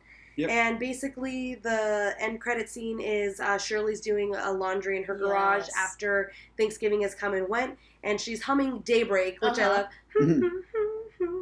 And she sees a slight breeze, and basically she finds out that Abed dug a tunnel Trolled out off of Through her. her, yep. Yep. out of her And house she makes to a help her comment escape. saying she'll remember that for next year. There we go. Yeah. And that's cooperative escapism and familial relations. Yes. It's the Jeff dad reunion that I feel like fans probably wanted, but not what they got. Yeah, because it's just like, what did we get? I think we got some good stuff for Jeff. I love that story about the appendix scar. I think that's really great, really tender. good for his character. But we don't get much development. At the same time, There's Jeff at the end was like, and I don't care about my dad anymore. Exactly, and that's like, it, and that's closure, and I'm awesome on my own. Yeah, why did we need to throw that in there then? Also, Hello Brother character we never see again is never referenced to that at was all. Never mentioned before, never referenced to ever again in the It doesn't do anything to the story. If anything, Britta could have been in the car with Jeff when he left and like made him kind of talk about it. I was like, damn it. Yep, it's like Britta could be like, why don't you say that to him? And he's like, there's no reason he needed to be in there. Exactly. It's like another like, oh, we've got this guest star for this dude because cameo. Yeah, it's like it doesn't like add another episode's worth of quality to it. Like you said, they make a whole point of having Britta be the one that's like, oh yeah, I'm here and I'm at your dad's house. You got to come back because I'm the one that's here. Yeah. Why not have her be the one in the car? Yeah, and be why the driving not follow force? that through, right? Exactly. Why Jeff is going to have to confront his father. Yeah. A brother that he doesn't know Yeah. and never knew he like even had him until recently is the one who made him feel like he needed to go turn around and confront his dad. Yeah. Not someone he's known for 3-4 years up until this point. Yeah, and totally. what, like a 5-minute conversation just to have really gotten through to him like that, it kind of made no sense. He had no reason to really feel anything for Willie Jr. Yeah. It just felt like a really weak way to deal with the fact that they mentioned Jeff's dad was going to be something that we saw in this season potentially, and then just they're like, yeah, so we're just gonna do it, but we're gonna rush it through, do it in one episode, start it, finish it, done. Yeah.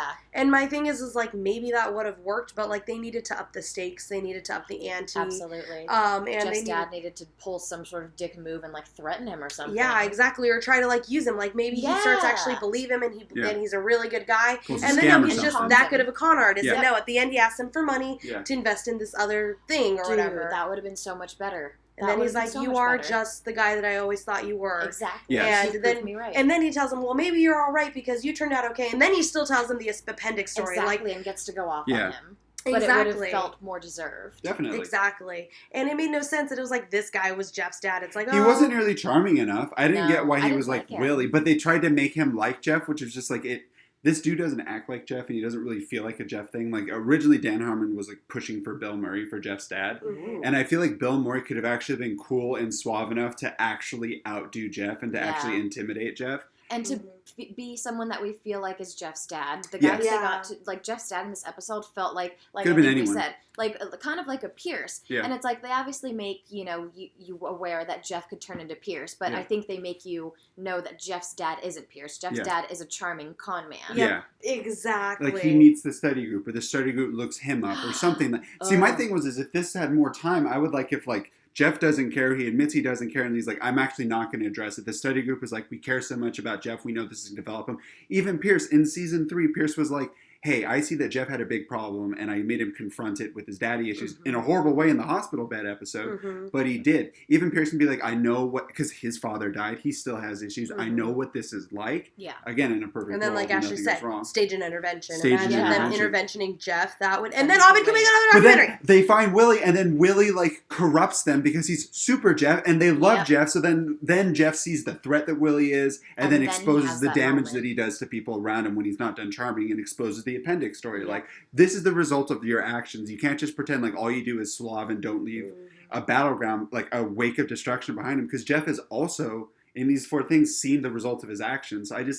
I don't get, like, I know they needed more time, but, like, this episode feels like it could have been executed a lot better. At least the Jeff portion. Like, the Thanksgiving prison break, solid. I like it. It's funny. It's good references. And I think it's funny. That's why we really haven't talked much about it, because we're all like, it's okay. Yeah. We like Shirley's story is to write home about. Yeah. Shirley's story is great because it comes to a really nice end and a nice conclusion of, it's like, again, what they're always trying to teach us a lesson, right? So the moral, it's like, family isn't always what you choose, but you do it for your family, whatever, right? But it's like, it's solid, it's sweet, it's everything that the show typically is, but it's also nothing to write home about. So that's why it's kind of a bummer, because then it gets buried by something that's like not so great. And we have so many problems with that we're like, oh yeah, but the prison break part's pretty cool, and like there's some definite solid jokes on that. Sure. But definitely. then it's still driving down that road of like Pierce is getting more racist and like Abed's this is my showtime at the Apollo. Exactly. And Abed's using tropes to kind of just get through things. He's imagining the whole thing as prison break to get through the thing. So again, he's like sort of living in his head to get through whatever's going on with the group. And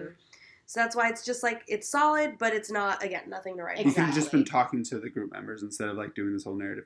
Like it's fun, but it was just kind of started feeling like an actual narrative crutch. Yeah. Whereas or our jokes are in the narrative. Started saying it out loud. Yes, exactly. And then they're being like aware of it. Would have been funnier if I literally heard Annie going like, "Oh, I'm sorry, I have to do a Jewish thing," and like walk in or something like that instead of being like, "Oh, but we have to do a Jewish." Like, it's not funny. And, like, I get the homage and it was cool, but, like, this is a comedy and it's not landing. I thought it was funny, but I think they could have done more with it. Yeah. I feel like everyone saying their own bits would have been funnier than Abed doing a narration. I feel like everyone was speaking. Abed acted for everyone and, like, he's a great character, but not one to act for everyone. Right. And, like, when he does a simulation, he turns into them, not like, I'm going to say all their lines. Obviously, a lot of feelings on that one. This is an interesting storyline that gets introduced. We'll explore it a little bit as to why more later. But episode 6, Advanced Documentary Filmmaking. So this is the Changnesia episode. This is, we're diving right into Changnesia here. So a documentary is being filmed by Abed to chronicle the amnesia being suffered by Ben Chang, who's now going by Kevin. There's a psychiatrist from the Greater Greendale Health Services who's dubbed him as having Changnesia.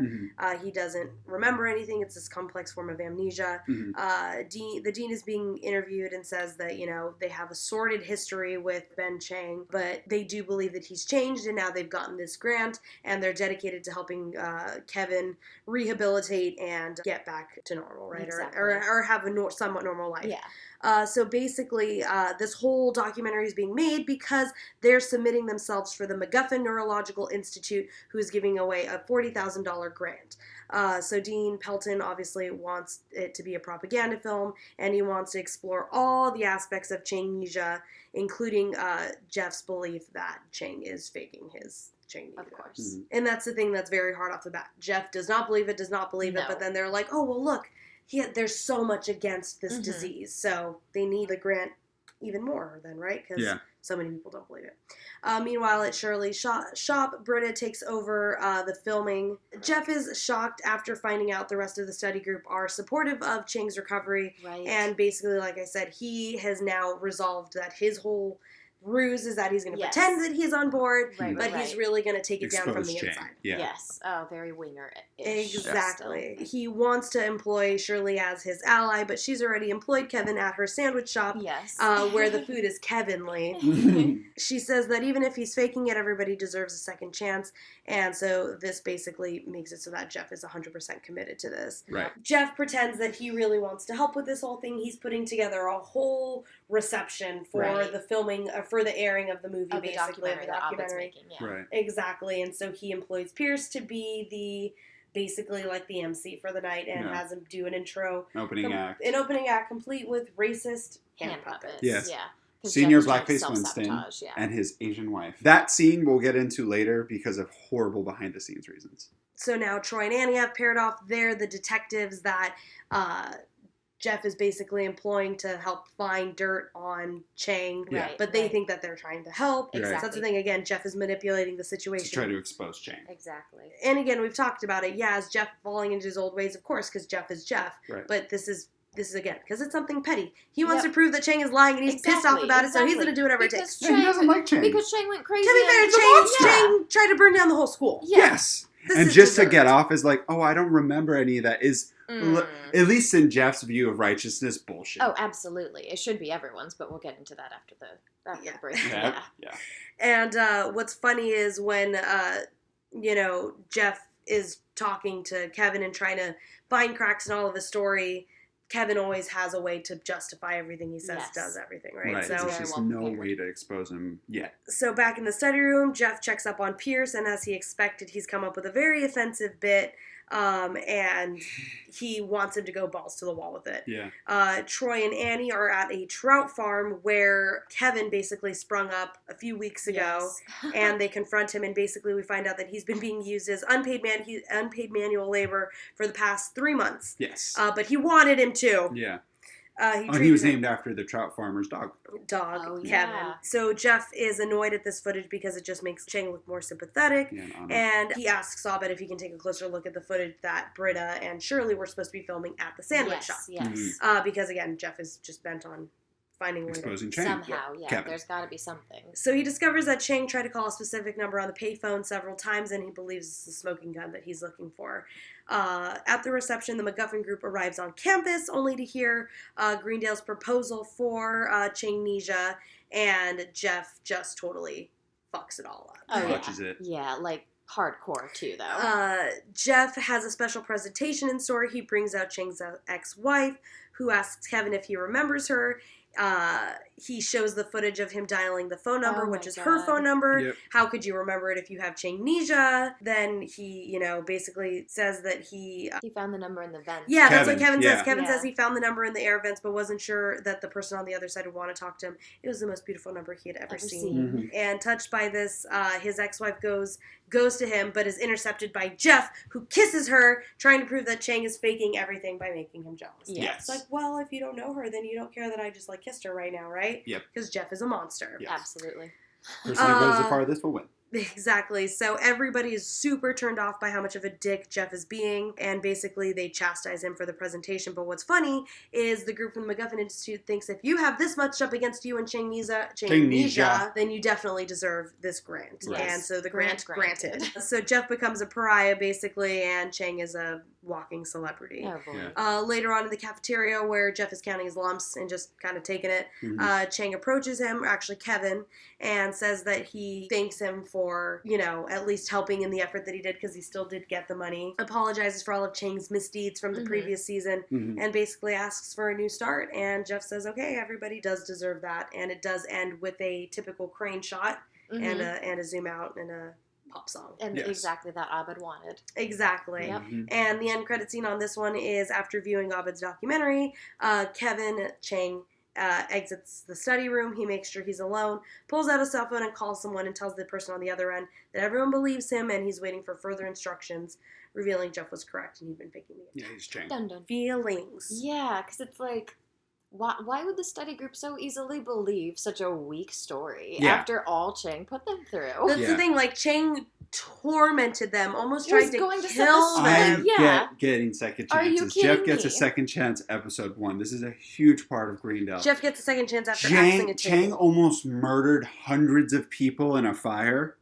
He kidnapped a person for 2 months that the study group realized. Yeah. That the study group realized that they loved and wanted to save above anything. And he's just viciously had a problem with them since the moment he's met them.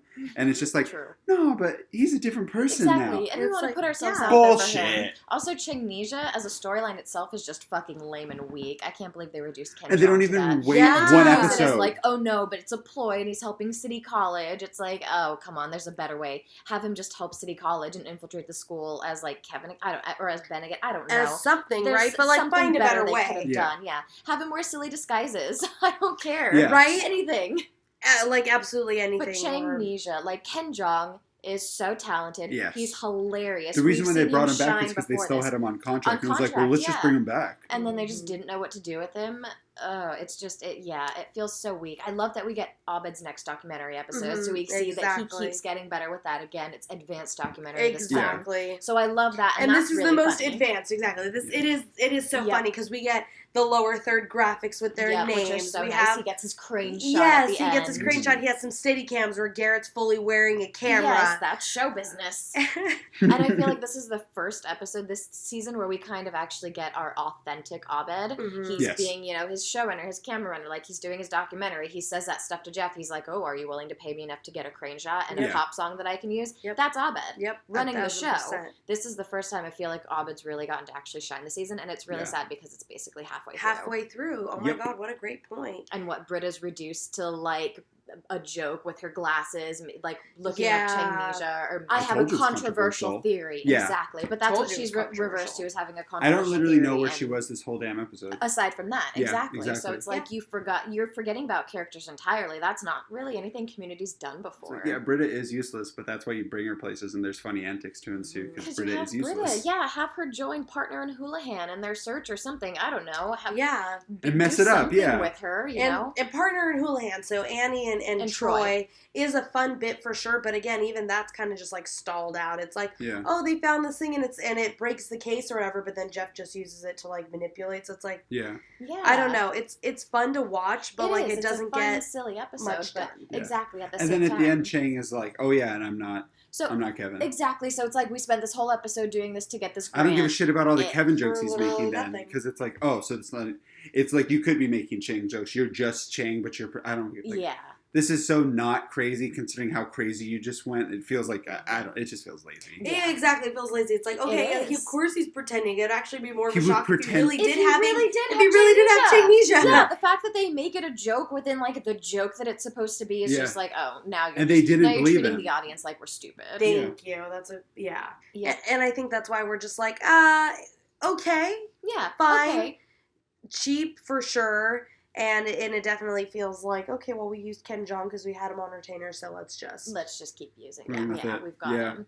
I think, Jeff and Abed are really the only two authentic people, because Jeff would definitely be like, no, there's no way this is true, and I'm going to prove it to you guys. Yeah, and he would totally kiss Chang's ex-wife. Oh, like, I was like, oh yeah, that's Jeff Winger. What's the camera for? Yep. We're doing a documentary about Changnesia. You're fucking kidding me. Exactly. Is literally what he says. That's it. Yeah, actually, oh my god, I love you're right. It opens with that. You're fucking kidding me. Yeah. It's like, oh shit, he just Great, Jeff. Can we get another one? I get it. I get Jeff's motivation. Yeah, just fuck it. I get his motivation. It's like, this is ridiculous. He is. I only feel like Jeff's the only one reacting properly. Yeah. Like, I get the dean, like, I'm going to buy into it. The school needs the money. We need money. That's it's a big publicity stunt. Yeah, that is exactly. That makes sense. Exactly. The dean's motivations, I feel like, are clear, too. Yeah, and, like, true to him. But, man, I do not get why everyone's on it. Like, well, at least why everyone is not trying to prove that he isn't. Mm-hmm. And then, like, evidence, like, oh, well, maybe he is. Like, if they're all, like, vehemently trying to prove, like, he isn't Kevin, he is Chang, and then they find the evidence that's like pushes towards Kevin. It's like, okay, cool. Subvert our expectations. Like, all right, so maybe he really is. And then everyone but the study group cools off, and then Jeff's the asshole who does what he does. Yeah. But I just don't like that everybody's like, no, he's Kevin. Yeah. I like Kevin. And like Shirley's like he's low paid, unpaid labor. I like Kevin. It's like, what the fuck, Shirley? Yeah, that's true.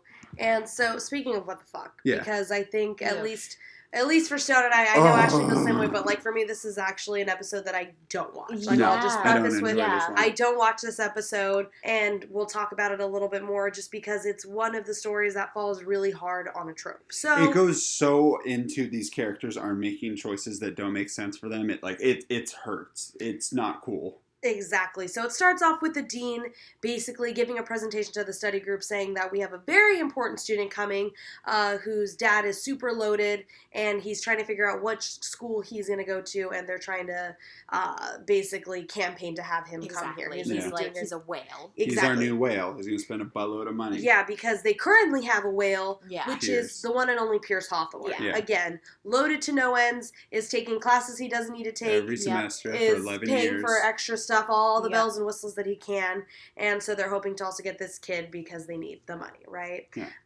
Weirdly enough, Annie is 1,000% on board.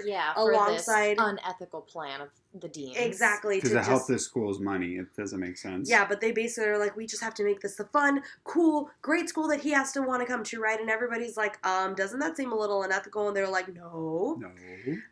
We need to have a Shaun White skateboarding Mountain Dew class stat. Oh boy. And then Shirley and Troy do PEE. Yes, thank you. Because what sucks is because I miss PEE because I'm too busy dealing with this. Nonsense, So basically everybody has different roles to fulfill in this, right? So Jeff is tasked with the assignment of keeping Pierce away from the whale because he'll get jealous. Exactly, because that's Pierce. He'd get jealous that he's not the only one that they're trying to covet and trying to make, feel so special. Exactly. Right. Britta's not really on board. She's like, I can't believe you guys are doing this. You have no values. Mm-hmm. Like, I can't believe, especially you, Annie, are doing this. And they're like, Britta, shut up. Exactly. And so they're super committed to that. And like you said, meanwhile, Shirley and Troy are doing PEE, so it's physical education. It's a class on how to be a PE teacher. Yes. And one of the funny parts about this episode is Shirley is a natural. Exactly. And Troy is really struggling. Yeah, because it's a class basically to be a PE coach. Yeah. So Shirley's really good at taking charge because she's got sons. She knows how to tell people She knows how to have authority and delegate things. And flex. Yep, and Troy was ready for a PE class where he could just be good at sports and athletically dominate and show off. Exactly. So he's automatically turned off. Again, on the other side of campus, the dean, Annie, Abed, and Jeff are waiting for the whale to show up. Jeff intercepts Pierce and takes him away for a bro hangout session, and Pierce is elated. Yeah, he's like, later, losers, the cool kids are going on it. Yeah. Dean had mentioned something about like having a fraternity or something, so Abed goes off and creates his own called the Delta Q. This is a fun Abed one too, because he does actually kind of like take this idea and run with it. And he's like, well, if I'm going to do this, I'm going to do it all the way. And it's in total Abed fashion. Yeah. It's not overdone or weird. Yeah. I do like that though. He's like, oh, you said that we can't have one? Well, you're trying to hold us down. Delta Qs will never be held down. The whale shows up. He's fucking awful. Yes. He's just an asshole. He is the worst. He's like the worst version of a Workaholics character injected into the show, and it's just... Oh, what a great way to put it. Britta is really defying feeding into this. But Annie's, meanwhile, like, cleaning his shoes and, like, being like, Britta, use your scarf to clean his stuff. And it's like, Annie, what the heck are you doing? Harsh. Yeah. Again, Shirley is just succeeding in PEE. I don't know, have we had the song yet at this part? Not yet, no. It's later on when she's teaching Troy. Oh my god, you're right. So, she's finding a lot of success. Yeah. Pierce and Jeff, although awkward Troy at first... is struggling in PE. Troy is, no one respects him and no one will listen to him. And he can't do any of the tasks. Yes. Pierce and Jeff go to a barbershop to have old-timey fun. And funny enough, once they enter this, like, kind of cool, like, neutral space, they get along really well, and they actually, like, bond. Nothing to antagonize them or, like, to, like, instigate or set off Pierce, so it's just kind of like, I can just sit with my thoughts and talk to someone. Exactly, and he's not the most inflammatory. There's no judgment here aside from, like, the two of us. Because when Pierce is in an environment where he isn't forced to show his weakest traits, he's probably decent to be around. Right, so have they're a drink both kind with, of have opening a up to each other. Yeah, they start laughing and actually having a good time. Yeah. And the dean is trying to throw this whole party for the whale to get him to think that Greendale is the absolute coolest college. So he hires strippers. He has Leonard making bubbles for a foam machine. Yeah, like strippers that are like his friends too. Like he talks to us. No, he's there won't got be any partying everything. After. He's going hard. And then Shirley starts to feel guilty because Troy's doing really bad in PE, right? So she offers to help him. And then that's when we get the awesome PEE song, which is funny because that's like a B story to everything going on, but it feels like the strongest storyline that we have. Oh, 100%. It gets a song. Exactly. And somehow it's the B story, yet we're focusing on this shitty whale. Yeah, and this party that makes no sense. Exactly. And again, everybody catering to him, giving whatever he wants, so much so that he wants magnitudes. Oh, you're right. Pop, pop. Oh. Yep. He wants to take his catchphrase. The dean gives it to him. You're right. And then he's like, what am I... It's betrayal. Yeah, he has a whole mental breakdown. His identity is gone. Yeah. Just to make this whale want to go to Greendale. Yeah, for what? And it looks like that's finally the thing that cracks Annie, right? The dean taking magnitudes pop is the straw that breaks Annie's back. Yeah, there's nothing that he won't do to get this idiot. And then I think, they confront Jeff, and he reveals that he accidentally ousted their plan to Pierce, and Pierce is really upset about that. Oh, yeah, because, like, Annie texted him or something. Yeah, saying, how's it going, stalling Pierce, and Pierce sees it. Despite the fact that at that point, Jeff probably was just hanging out and not actually having Pierce, a good time. And was like, well, cool, then we're just going to hang out and do some stuff. Yep. Just whatever. Right. Exactly. And then Shirley, like you said, feels a lot of guilt over how much Troy was suffering through PE. Right. And she obviously got carried away with how good she was doing at it, because Shirley does do that. Mm-hmm. Well, to be fair, Troy at the beginning of the episode kind of was like, I'm going to be so good at this. You know, Shirley, I'll help you out. Da-da-da-da. Then Shirley was talking about, you know, I was bullied, I wasn't as good at this, and Troy wasn't really sympathetic. So that's why she isn't... The roles are reversed. Exactly, and she doesn't throw him any bones because it's like, dude, you were a jerk. She's, of course, going to be the bigger person and decides to help him anyway. She helps him teach Chang, of all people... Kevin, who doesn't know how to do anything. They teach him how to drink from a water fountain and throw a basketball. Oh my god, right? If they just would have ran whole Kevin and then revealed that it was Chang at the end, I would have been happy. Because like, the Kevin jokes are good, and they're different. They're neat. Right. Now I'm not just like, oh, it's just Chang pretending. It's Chang's crazy. Chang's crazy like always. Yeah. That whatever. Makes sense. And basically this gets wrapped up with the dean seeing the error in his ways, and he confronts the whale and saying, no, we're not going to cave to you. You can't have Pop. Yeah. No, find something else. And the whale's actually pretty satisfied because everybody else is used to catering to him and giving him everything he wants, and he wants a real college experience, so he's going to give Greendale a try. Yeah. And he's going to go to Greendale. And he's going to give Greendale his money. Exactly. Yeah. And in the end, Jeff goes back to the barbershop with Pierce and lets him know, like, I wasn't just hanging out with you because I had to. It was actually somewhat pleasant, and maybe we can make this a somewhat regular thing because... That we do, yeah. Just the two of us. Yeah, because we actually kind of get along. Kind of bond over little things. Yeah. And the end credit sequence is a Let's Potato Chips commercial. Yes, and Annie, I'm so sorry, Britta and Troy are sitting in bed together, and Troy's eating Let's Potato Chips, but Britta is eating, what is she eating? Splingles. Splingles. They're the thin chip. The fit chip. Oh, they're the fit chip. God damn it. 30% God damn less you fat. both. They're the fit chip. And then he says, actually, I'm feeling really tired. Maybe I know, he takes his arm out. Like, he had his arm around her. He removes it from around her after she says that. It's hardcore. I think you should go. Chip selection matters a lot When to is our Troy. relationship going to get to the point where we can eat bags of chips in bed? Never, because Okay. I don't like ants. That's where we are. Yeah, or awesome. crumbs. Yes. I don't want to be laying on like bed and they go to sleep and turning over there. Oh, you hear that? Like an murder old you. stale hard Cheeto pokes you in the back. Yeah, exactly, because No, we eat Cheetos. thank you. So yeah, let's, I guess, break this one down, because there's some stuff that does happen in here. It's frustrating because like there's like a B and a C story that are super good, and the A story is just so sloppy. And honestly, the A story doesn't really accomplish anything because it's like, we've got to accommodate to this like crazy teenage billionaire. And then he ends up picking us because we're going to be ourselves. And then the dude was just like, yeah, I didn't want that. It's like, well, fuck, dude. What did we have this whole episode for? That's exactly. And it doesn't feel like this is an episode where it's like, yeah, if you would have just talked, there would have been an episode. Or it's like some little contrivance that's making the episode happen. Yeah. This is just stupid. Like, it's really frustrating because... And they're unlikable. There could be so many more reasons. It out of doesn't make character. sense. Nothing makes Annie sense. isn't Annie this episode. Annie is like Annie when she's doing the intermediate documentary filmmaking with the dean where she's like all Stockholm syndrome. That's the Annie we see in this one. It makes no sense that she's so vehemently like into the dean's idea. It took 3 weeks to make the dean be able to like control Annie, and now all of a sudden she's like, "No, I'm down for this idea to get Greendale money." Yeah. Who fucking cares? Yeah. Also, they're a community college. How much fucking money could they get? Yeah. Sorry, there's so many parts to it where I'm just like, it's not landing in the realistic part, in the funny part, in the character part. It really feels weird.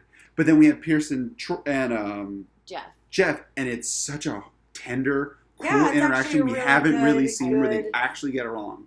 We haven't seen that in season 1 when they did the Spanish project together, where they actually get along and perform together. And that's the thing. It's like that actually feels really authentic. That feels like it actually gets something done, and it makes no sense that like that's like a C story. And then the nonsense going on, and then we have PEE, which completely gets forgotten about. I don't remember it because I don't like watching this episode. Yeah. Exactly, and that's again, it's more bonding between Shirley and Troy, which is really nice. Exactly, and again, her being there for him, her seeing that when she gets carried away with being a winner, that it makes other people feel like losers. You know, like I think that there was a lot of growth in the side stories, but the main story was like the weakest one, and by default, it didn't contribute anything to the narrative or to the characters. They didn't grow or like learn anything at all. Because at the end of every episode, the group's just supposed to be the better. Yeah. What are the lasting consequences? Nothing. Like, we never see the whale again. Ever. Like, it would be fine if we at least saw him once again and we know he's still going to Greendale. Yeah, but that never gets revisited again. And he's never even mentioned. Nope. Exactly. PEE is, again, gone and forgotten about. And then Jeff and Pierce go back to, like, not really being close again. So it's like, what was the point? What did this really accomplish? Nothing. It's frustrating. And frustrating. What a great note. Because Jeff and Pierce's relationship that grows, it doesn't go anywhere. The next episode, there's nothing with it. Yeah.